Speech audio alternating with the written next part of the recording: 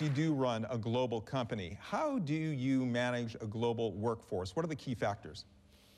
Well, I think if I take the case of Nissan, you have 220,000 people today working for Nissan, or in Renault you have 140,000 people. They are, shattered on about 100 countries. They need to understand what they're doing. What is the purpose, or what's the strategy, where they're going, what are the priorities, what are the technologies, what's the aim of these companies. And this means that you need to have a clear strategy that everybody understands. Obviously, they can buy in, and eventually it gives a lot of meaning to what they're doing every day. In your attempt to turn around Nissan, do you think it was an advantage for you to be a foreigner in Japan? Has it made your job any easier in any way? You're a Gaijin, an outsider. Was that an advantage? No, I think what was an advantage is to be an outsider. Being an outsider when you are facing a situation which is desperate at the level of the company is always good, because in a certain way people are ready to listen to what you are saying, because you've not been involved into the past decision and the decline of the company. So in a certain way you represent fresh pair of eyes. So being an outsider was an advantage. Being a foreigner, I'm not sure. Something very important in management is the language, the communication. It's very important. And imagine that you have to make a turnaround when you can't even speak to people. You can't talk to people. I had to talk to people through an interpreter all the time. How can you tell if someone has leadership potential? I would say the most important basic attribute is capacity to connect with people. That's for me fundamental. If you don't have this capacity to connect, I think you can be the most brilliant person, the smartest, the best expert.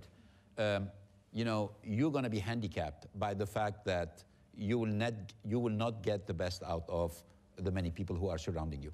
If you could give one piece of advice for those who aspire to be a CEO, what would that one piece of advice be?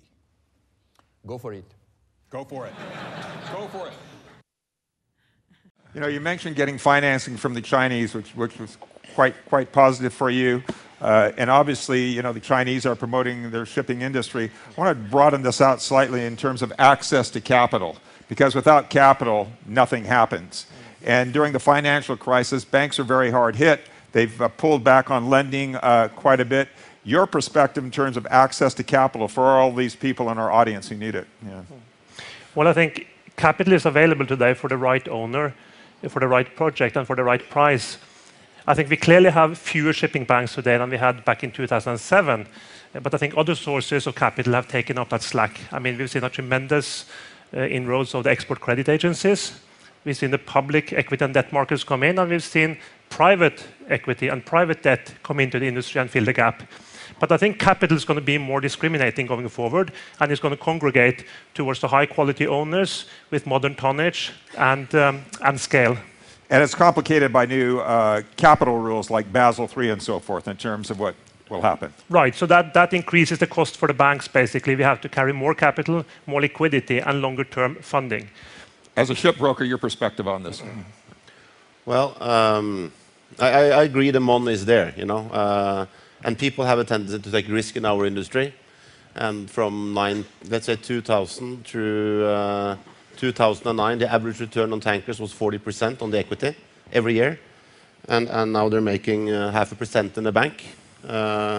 In business school, we made a study. It showed that the average ship owner, if you had two equal projects, with equal returns, you prefer the more risky one, which is a bit different from the rest of the world. So it's a bit boring to get 0.5% in the bank when you still remember 40% on equity and lots of respect from your wife and children.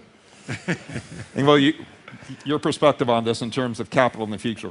At least I'm happy that we kind of are in the sector where we kind of been in the business for a long time. We have shown that we have the expertise to run LNGs and VLCCs in a safe and good way. So then with your perspective, it seems like we do have a possibility to get the necessary capital.